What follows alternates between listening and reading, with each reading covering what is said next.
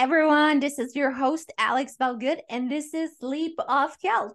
And today we have Ilona Poka.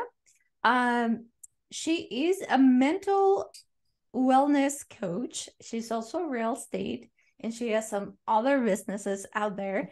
And so I'm so excited today to have you because we're going to be talking about childhood trauma.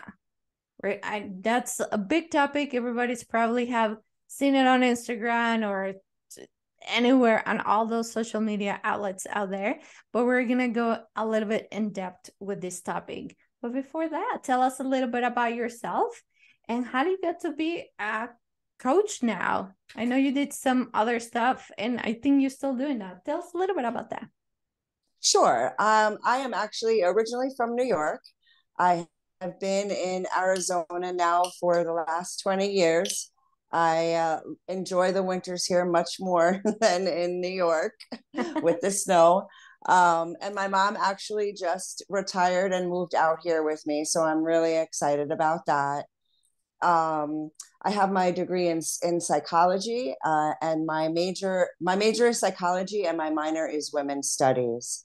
And they say that 99% of psychology majors are in the field because they want to figure themselves out. And so when I moved out here, I got into real estate. As you said, I've been in real estate for 20 years. I have my own real estate brokerage. And, I have family members who live with mental illness. And I started my own personal development in 2006, where I started uncovering and, my parents divorced when I was 2 years old, because my father was abusive. And I have an older sister that's 9 years older than me. And just because the divorce happens doesn't mean that the physical abuse and the emotional abuse doesn't carry on with all of us. And I just always had this like feeling inside of me. Of course, when I was little, I didn't know it. However, now looking back, like there's got to be something different than this. Even though they were divorced, my father would fight for his parental rights, and then he wouldn't show up, or it would be that I would go to his house for the weekend and chop wood. And, when I was 6 years old. So, I mean, it's great now. I'm a pretty handy woman. However, at 6 years old, chopping wood and lugging coal isn't, how you think of spending time with your father. So when one of my family members experienced, a psychotic break, I became more passionate about, talking about mental health and including, how our brain, reacts when we experience childhood trauma. Our brain shuts down all non-essential systems and, protects us by going into the fight, flight, freeze, and fawn. And then how we react to that trauma is how we make decisions for the rest of our lives. Mm-hmm. There's some studies that have been done that say from 0 to 5 years old is when we learn all of our belief systems. And then from 5 to 18 is another 10. And then 18 and older is another 10. So those first 5 years are crucial. And that, that is when a lot of us have experienced childhood trauma. So, I teach people about that, and that, they could learn to choose a different choice than that automatic response when they're triggered, or when they feel, scared or hurt or, angry. Mm-hmm. The Have you ever heard of the fight, flight, freeze, and fawn? I believe I had, but if you want to go into that a little bit and explain a little bit for the listeners, that would be great. Okay, awesome. So when you go into the fight response, you get angry. You want to control everything. Everything has to be in, your way or no way. You could tend to be aggressive, and everything has to be perfect. Mm-hmm. Like, and you know, and that is what we needed to do when we were younger to survive, right? Like that got us to survive. However, now it doesn't serve us as adults. Mm-hmm. And that's for all of them. The second one is flight.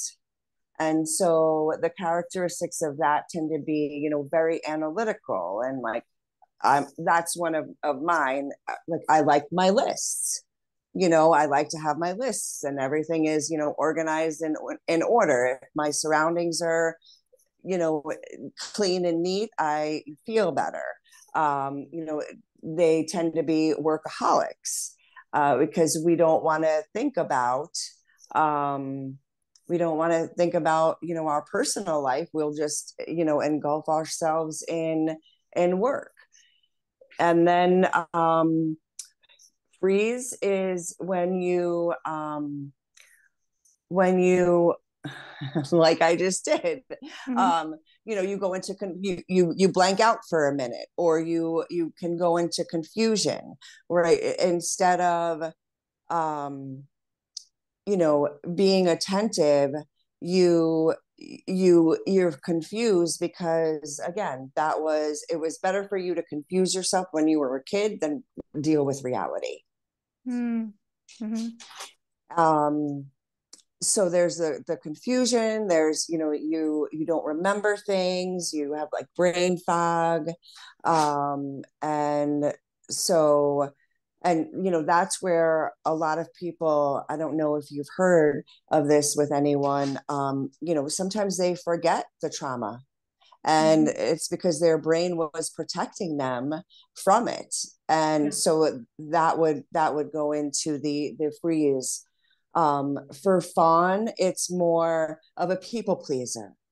You can't say no. You conform to everybody else's happiness, and as long as everybody else is happy, then you're happy. And Mm-hmm. so that is the fawn response. And so our brain protects us, Mm-hmm. um, by doing that. And then even physically, like when you get the chills, or like, that's your body automatically responding to like the cold. And so, when you're in that trauma response, your blood pressure goes up, right? Your body increases the blood flow. Your hearing gets better. So, Mm-hmm. when you're experiencing the trauma, your brain is doing all of this and you're not even thinking about it. Right. So, I mean, I never thought I'd geek out on the brain, but it's pretty amazing, what the brain does automatically to protect us. Mm-hmm. And Yeah. then, so anytime in adulthood, when things come up, we respond, like we did when we were a kid trying to protect ourselves. Yeah, for sure. So, I've been working with women who have experienced childhood trauma. um I teach women tools. First, I teach them just that, right? The fact about the brain and how we automatically respond. And, two, I want to add, it's so the same trauma can happen to multiple people. However, it's our perception of it Mm-hmm. and what we've made up about it, right? So whether I'm not worthy, I'm not good enough, this is how I learned how to love, all those different things. It's what we walk away with from the trauma that, we kind of make up in our heads, really. Mm-hmm. Because at the end of the day, it's not about us, it's about them, right? It was whomever hurt us, or what our experience was. For sure. I think it's super important to understand that sometimes the way we react, it was just because of some situation or something happened to us when we were little. And sometimes we either don't remember what happened, or we think about it as like it's not a big deal. But then we keep reacting the same way as we were reacting as when we were little, or the way we thought it was good as when we were little. But now, as you mentioned, it's not serving us in the same way. Now we're adults, we make our own decisions, or we try. And we have a little bit more of a will to conduct our lives, but then we still in that mindset of the, on how we're protecting ourselves, how are we interacting to people, how are we reacting. So I think it's really important that you mentioned those points, because I feel like a lot of us live for a long time mindless of those situations. We're like, it's just life, or let's just move on, let's keep on living. But then we don't realize that we can live in a very better way, in a better way, where it's gonna be serving us in every way, right? Mental, physically, in our souls and everything. We're gonna be so much better, but only if we just realize that we've been reacting, or that we have some sort of childhood traumas that we need to acknowledge and release, and then move on. As you mentioned, what are some of the tools that you teach your clients? Can I just want to bring up one Yeah. thing before I answer that. When we're raised, even if it's a dysfunction to severe, where that it's, that's not the right way to live, but even other ways, we think that it's normal because that's how we grew up. So we don't know any differently, and nobody ever talks about it.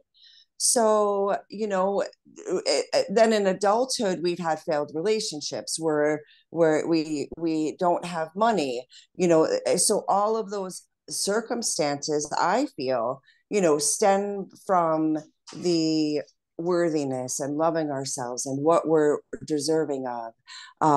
And, by realizing this, you get to choose a different choice.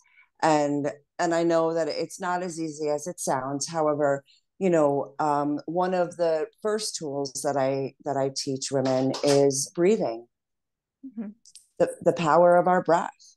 We're not taught that, taking deep breaths can really calm us down, especially when we're being triggered, or, there's something happening.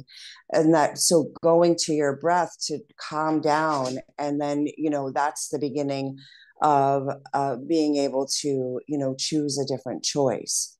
So I really focus on that first, because before we uncover the trauma, I want to make sure that they've got some tools before they even begin that uncovering to, to work through it.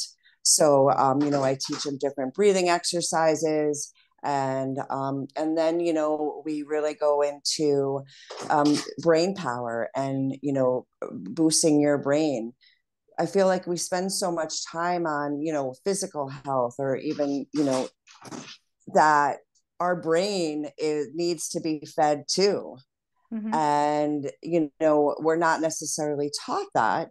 And so, I like to do a visualization. I call it your dream shop. And I walk them through a guided meditation where they create their own space to create whatever they want. So like the medicine cabinet has plants and herbs to heal them. They can bring in different people like Martin Luther King, or, different, different amazingly Einstein, to collaborate with, right? And then how powerful you can be when you set your intentions on something, and and focusing on that and feeling it. I feel like too, and this isn't to say anything bad about parents, right? Like our parents did the best that they could with what they were given.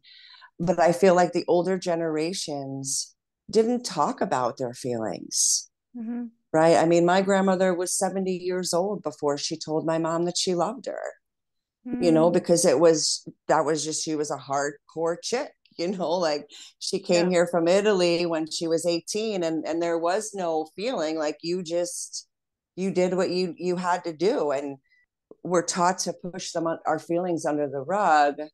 And now, there's a volcano under that rug, and it's erupting. So, to hold a space um, where people can actually talk about it, and feel comfortable and feel safe, I feel, makes a big difference. I've got over 500 women in my Facebook group, and I'm constantly, like, this is a safe place. There's some people that know each other because we all come from a different field, or the same field, or a different, growing up, I moved a lot. So I went to different schools. And so, people went to school together, and I just make sure that it's a safe space Mm-hmm. um, for people to, let go whatever they need to. And I think that too is important. Some people have never told anybody, Mm-hmm. How they feel. so yeah. Mm-hmm. So visual breathing, visualization, using your brain. I mean, there's different techniques too that you can do when to feel safe, right? Like, you think about the things that have happened, and there's a certain, like, one of the things is drawing in circles. Like, it's amazing how you can rewire that memory to be something else by drawing circles. Right. And so that's the power of your brain. So that's some of what I teach them. That's awesome. And I like that you point out that, older generations did the best they could. I actually wrote a book on this. It's Okay. called it's called Parents Are Greatest Teachers. And I talk about how pretty much anybody in general, whether your parents are 30 or 40 or 50 or 80, they do what they know. We all have tools, and that's how we go about life. Definitely there's some of us that choose to live differently, and then we gain tools as we could gain tools by reading a book, looking for a mentor, reading articles, watching documentaries. Anything can be literally a mentor for you if you think about all the possibilities that you can take, pretty much. And so, yeah, going back to your point, I think when it comes down to us, acknowledging our childhood trauma or anything like that, it's not to blame anyone. We're not here. I believe that we're all here to learn in some sort of way. Definitely our parents are, the closest we can have, the closest thing we can have in the world. And sometimes they are not the easiest, for sure. But, we don't get the right to, judge them or think bad about them, because that's pretty much what they had. That's the little tools that they have. Maybe they have little tools, maybe they have a bunch of tools. And if you were blessed enough to have some parents that had a bunch of tools in their parenting tool belt, then that's awesome. Then now you to get to have more tools to raise your kids, more tools to talk to people, and more tools to go about your life. But if you don't, and you feel like you deserve a better life, that you could live a better life, there's probably some tools that you need to go out there and grab and learn from everything you can. what are some of the things or some of the tools you gain now after realizing that you also had trauma and got into this path of trying to help others and be of service? Can you say that? What was the beginning part of that again? I'm sorry. No worries. What are some of the tools you've gained through this journey of healing, talking about your childhood trauma? So I mean, I feel more inner peace. Yeah. I've set more boundaries for myself. I have said no when I wanted to. I was a yes person. Um, you know, and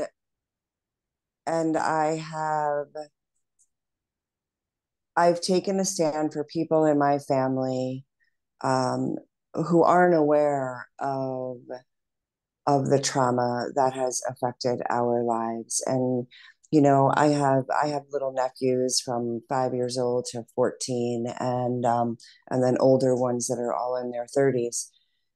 And I want a better life for them. So I feel that, doing this work and, coming in and speaking with you and getting the word out and making a difference and making it more comfortable to talk about things, to talk about trauma and experiences and, all of it.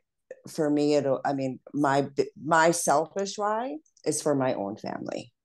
Mm-hmm. And so I feel that that's one of the things that I've learned, from the tools that I have and that I teach, um, is that I get to do that for my family because I was always, and not necessarily told to be quiet. However, it was always like, oh, well, you know how she is, Ilona, right? She does that. And so in some ways that invalidated my feelings. And Mm-hmm. now I'm certain that, like, no, my feelings are valid. I, have a right to feel that way. And two, I was also called sensitive, and I used to look at that as a negative. And now I'm like, yeah, I'm sensitive. I could feel your energy. Now I know what it is, right? Like you are in your crapola and I can feel it. Yeah. And so being aware of that too, and learning how to, put myself in a bubble, to protect myself from other people's negative energy and circumstances. Um, I've my mom is out here now. That's been a dream of mine for a really long time. And I feel that's also because of the relationship that I have with her and the work that I've done. Mm-hmm. It too, like you said, we were discussing, our parents do the best that they could with what they were given. And even my dad being abusive, you know, I'm not making an excuse for it. However, when you look at perhaps how he was raised, Mm-hmm. then it's like, oh, well, of course, of course. Not of course, but like, oh, that makes sense that, that's how he thought people should be treated. Exactly. So, and so being able to connect that, and two, like I can have great conversations with my mom now. She wasn't perfect. However, she's the one, her and her family showed me the love and, growing up, that to be a normal human being, I feel like if I was with my dad, that wouldn't be. Um, and so to be able to have a relationship with her where, I can ask her, why did you stay with him? Like after all of those years of abuse, why did you stay? Mm-hmm. So a whole lot of inner peace for me, because then it also was like, am I going to do it? Am I going to marry somebody that's abusive? Like, is this just part of my lineage? And, because I've never been married.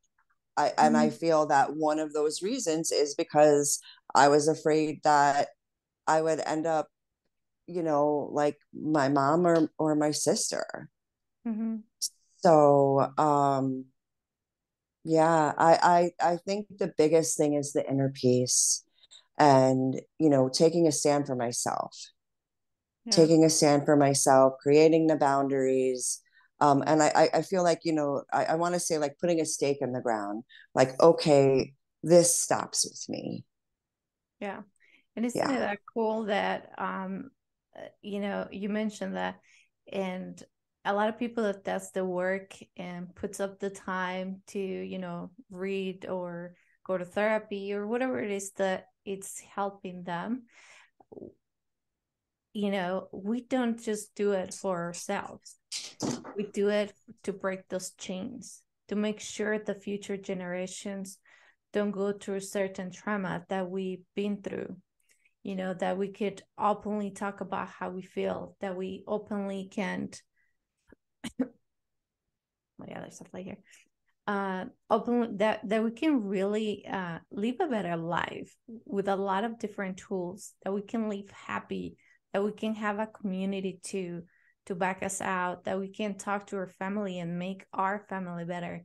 So it's an overall like great thing. I know, as you said, it sounds really easy, but definitely it's not. I feel like everybody that has gone through that and really sat down with their childhood traumas, it's hard to change certain things that you've been living through for a long time.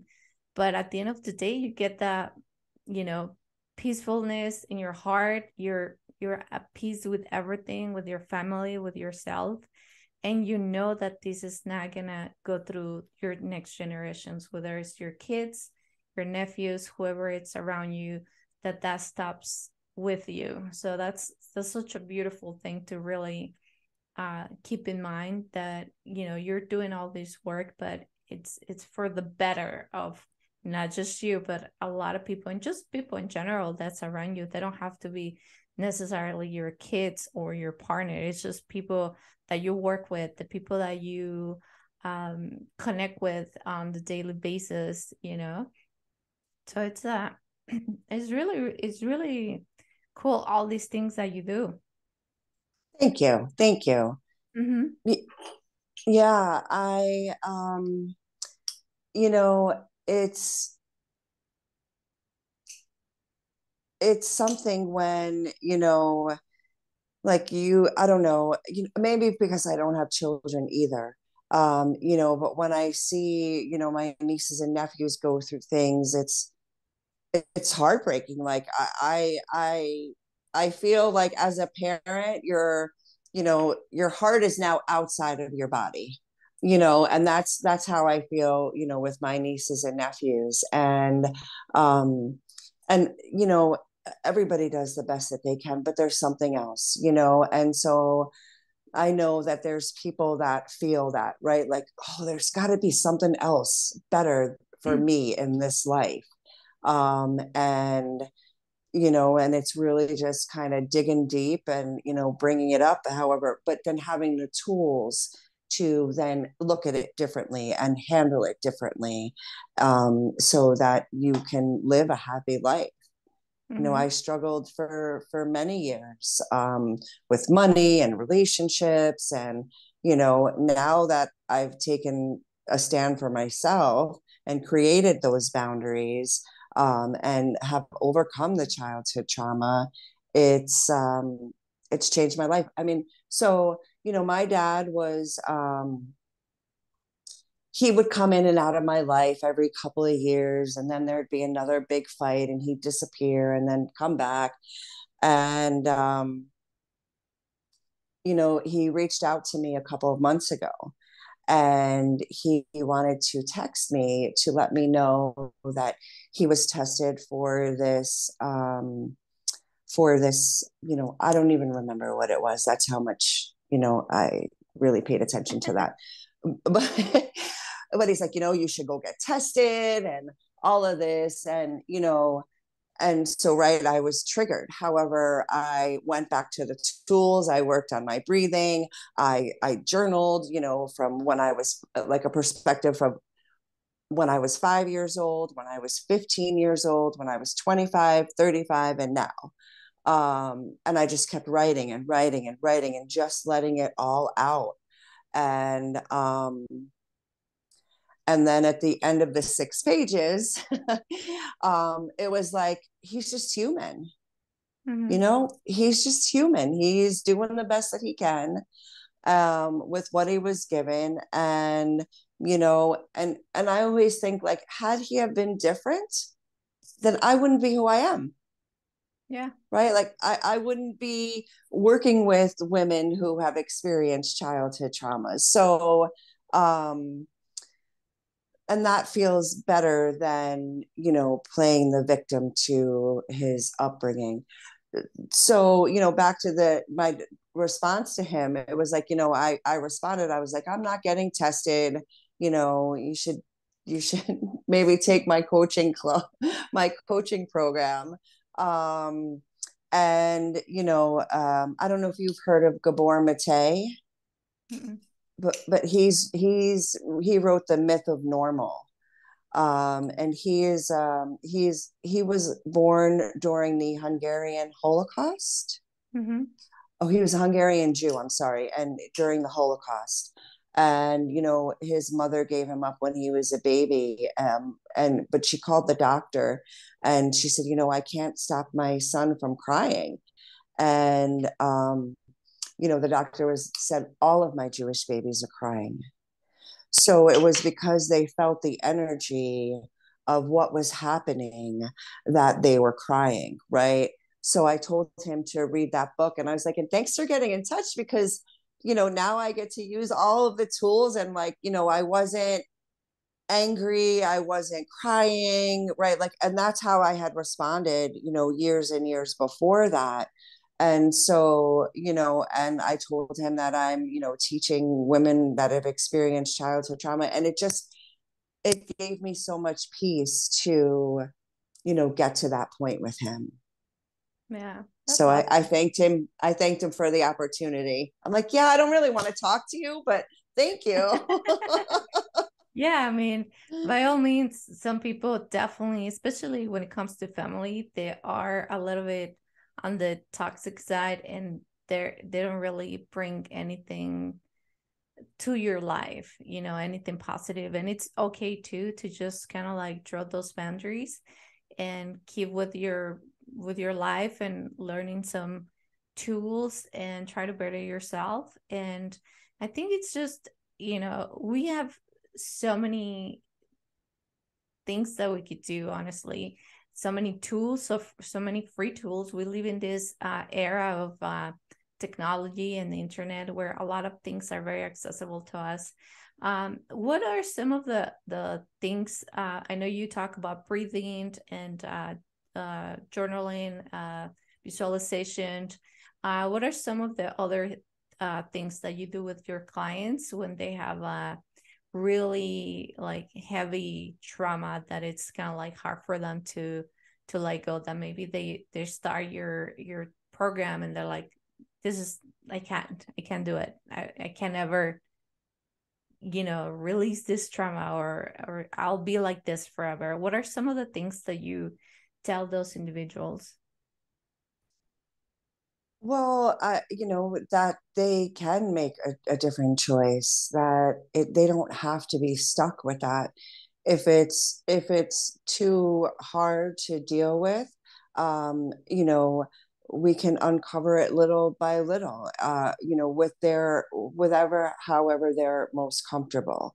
I feel like awareness is really the first thing. So if people are aware, like, hey, I know that this is heavy in my heart, uh, you know, I want to move through it. However, not, to rip their heart out, to make it a little bit more, safer, I feel, where it could be at their own pace, maybe not, like I offer a 7-week course. So maybe it's the 7-month course that they go into, where we get to, unravel and spend more time. And I think one of the, work when people work with me is, when I start out with the breathing, and they feel that calmness, it holds the place for them to know, that there's tools. And then, that the second big thing is the visualization. And then, even through that, we start healing your heart. And, in that workshop with Martin Luther King and Albert Einstein, whomever, your great great grandmother. So I feel like the way that I've got it set up is it is little by little. And then having the tools, right? It's you didn't have the tools before. So now if we start uncovering, go back to your breathing, right? I'll remind you to go back to your breathing and like, okay, we can get this under control, and or use this other tool. So I feel like before we really unravel that, you've already got a couple of tools in your toolbox already. Yeah, that's Does good. that, yeah. Yeah, and I feel also too that like breathing is such an essential thing in our lives that we keep forgetting. And I know I had some other guests talking about breathing and breath work and all that. And so we already know how important is breathing and how amazing breathing is for releasing trauma and tension and to bring some calmness, put the levels down of a stress too. It helps you in a lot of things. So I think that's just a great reminder too for everyone that's going through anything. Take a deep breath, go back a little bit, think about it, and see how your body feels. I think that's always a good reminder. And I think it would be great if we could teach kids that in kindergarten, how to use their breath. I the shallow breath versus a deep breath, and how much better you feel, how much calmer, how much, it really is so powerful. And a lot of people don't realize that. yeah, for sure. Yeah. What's the coolest experience you've seen with your clients going from a really bad traumatic situation to the now? What's the coolest thing you've seen of individuals transforming? What are the changes? What do you see in them? Oh, lightness and happiness and peace. I worked with a woman who was in a religious community, and she was raped multiple times by multiple family members. And when I started with her, she was just very, closed off. And I mean, of course, right? Like it's hard to let somebody in after all of that trauma. And she was angry. And then after, working a few months with her smile, and even just the lightness of her body, I could feel that so much had been lifted off of her, working through that. And we did. I mean, I started her with breathing and, I am grateful statements every day. And that's how we started. And then, we started digging. So I think that's, I'm not going to be, I don't handle it that way. I want you to have the tools first. So, I mean, just to see how she was, interacting with other people, how she started letting things just, fall off her shoulder and not getting so angry or anxious, or because it wasn't, she was always angry, sometimes anxious, or even sad. But it got to a point where it was like, oh yeah, I don't even care about that anymore. Mm-hmm. So it was yeah, it was amazing. It was amazing. It was beautiful to see, and it reminded me of why I do this. That's awesome. That's, I mean, you're Yeah. definitely doing a great work out there. I mean, working with individuals that have, such a big traumas like that, it's not easy and it does take time. And for everybody that, might feel like there's something, because I feel like we always know if there's something that doesn't feel right, or we get triggered by something that we don't even remember. There's some of the work to be done for us to live in a much better way. As you said, you're going to be lighter, you're going to be happier, you're going to really acknowledge what happened, and then like go and move on with your life, and you could live so much better. Who will say no to that? It's life is so beautiful that we definitely why not to live a really good life, where you're not angry or upset or triggered or anxious or even sad for any particular reason, right? So I think that's just amazing, everything that you're doing. And are you doing coaching online too? Yeah. Nice. Yes. And that's another tool too. A lot of people don't realize that you don't have to go to a coach or to a therapist in person, because some of the people might be like, well, I'm embarrassed, this is not for me, it feels weird. But you could talk to someone online, even over the phone, through apps. I mean, there's so many tools out there now that makes things easier for ourselves. As first time I went to therapy, I was embarrassed to tell a stranger how I felt. But that was a long time ago. Now you have apps, now you have all these things, you can do things online. So it's always great to acknowledge also all the help that you can get, some of them free, some of them you can invest in yourself. So yeah, there's a lot of things. To finish this, would you like to tell us anything else before we leave? I feel that, yeah, just the more inner peace that we feel all around, once we can release that, whether it's spiritually, mentally, emotionally, you can really create the life that you really want, and follow that gut feeling. It doesn't have to, like Alex said, there's plenty of resources out there. I feel like the more inner peace we have, the more world peace there'll be. Yep, and the better life we get. So why not? Yes. Thank you for being here today. If anyone wants to get in touch with you or find out about your programs or anything, where can they find you? They can find me on Facebook and Instagram. Truth be told, one world. Nice.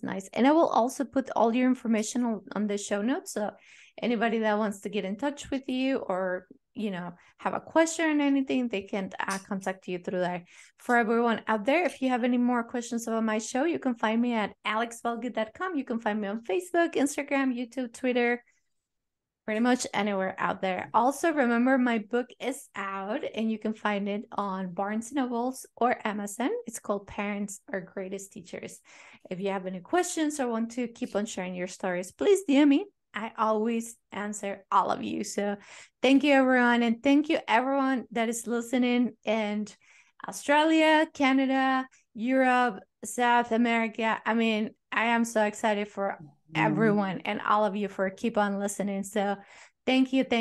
And everybody, please have an amazing day today. Thank you.